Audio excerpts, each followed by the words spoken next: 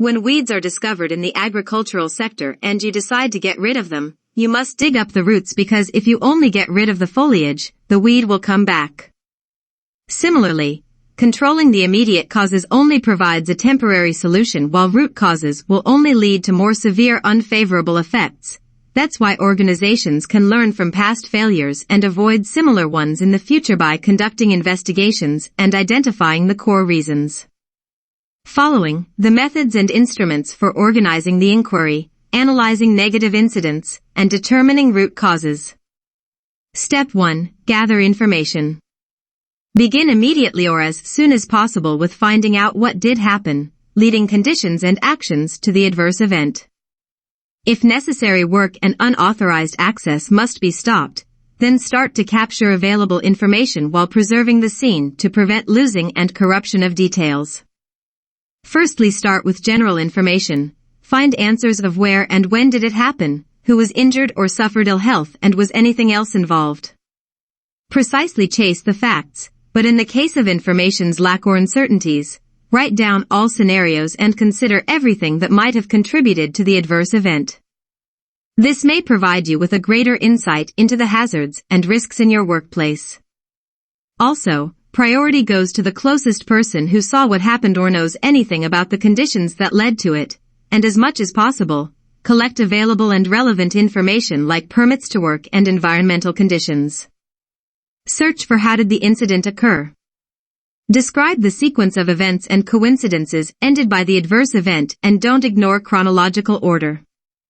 Work out the chain of events by talking to the injured person, eyewitnesses, line managers, health and safety representatives and fellow workers, and never prejudge someone guilty by assigning responsibility or the probable causes. Write down if any equipment be involved. If a machine, tool, plant, or piece of equipment directly bears on the incident, clearly record and identify the tiniest information from a nameplate, model type, model number, year of manufacture, any modifications, maintenance schemes, older near miss, first aid or injury had occurred. Then you might need to search for and contact the vendor regarding common hazards and risks to match them with the recorded ones in the risk assessment. What activities were being carried out at the time? Search for a good description and relevant details about type, way, position, task and work, surroundings, equipment and materials being used, and how many workers were performing the task that had been done momentarily before things went wrong. Particular details can shed light on the conditions and circumstances that caused something to go wrong. Any unusual, weird, unfamiliar working condition? Usually, new situations can be difficult to adapt to, especially if they present hidden or unknown hazards. If working conditions were so, why was this? Record this particular situation regarding safe working methods that were well known and being followed. If otherwise, find out the reason. Is there any resultant injury or ill health?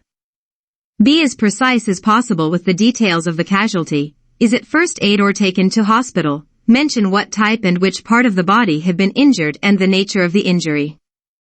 That tiny piece of information may help spot a hidden unsafe piece of equipment or sharp edge and then take remedial action to control it. Secondly, organizational information. Find out were safe working procedures available? You've probably heard at least once the common reply of, "We've been doing it that way for years and nothing has ever gone wrong before." Make sure that safe working procedures guarantees safe working conditions, so it shall be emphasized that availability is in place and being followed, and if not, find reason. Were the safety arrangements sufficient?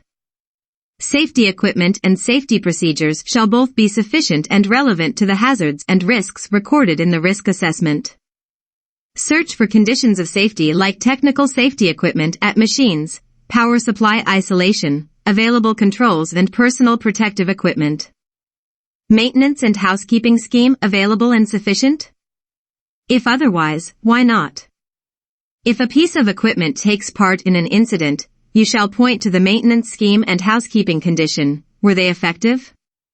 Was the surrounding area tidy and free of slipping or tripping hazards? These observations can be recorded after the incident takes place. Thirdly, work environment information. Do workplace layout and process design have any hand in the incident?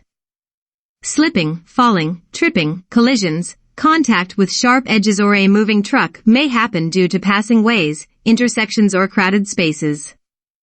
Also, poor storage design of hazardous or highly inflammable materials near activities involving naked flames, or may employees not be able to see the whole work area and what their colleagues are doing. How does the process nature or shape of the material impact lead to the incident? Did work-related materials design, weight, quality or packaging pose a hazard? Find out if integrated working processes took part in the incident, such as poor quality materials or equipment failing during normal processing causing malfunctions and accidents. Did other conditions influence the incident? Other conditions is intended to cover everything else that has not been reported yet, for example, misunderstandings between people, the weather, unauthorized interference in a process or job task, defective supplies or equipment, trespass or sabotage. Finally, worker information. Are workers competent and sufficiently qualified? Find out if workers meet job requirements in terms of health, strength, mental ability and physical stature. Whether they are trained with the necessary knowledge, skills and hands-on work experience, bearing in mind not considering them skilled or experienced for doing the job for a long time. Were workers aware of the risk? Was it controlled or not, and why? Find out if hazards and risks are well known and communicated to the workers involved in the activity. If yes, review control measures and related records to see if they are ignored, not fully appreciated, not understood, or if controls are not in place as per risk assessment, not provided, missing, sabotaged, or malfunctioning.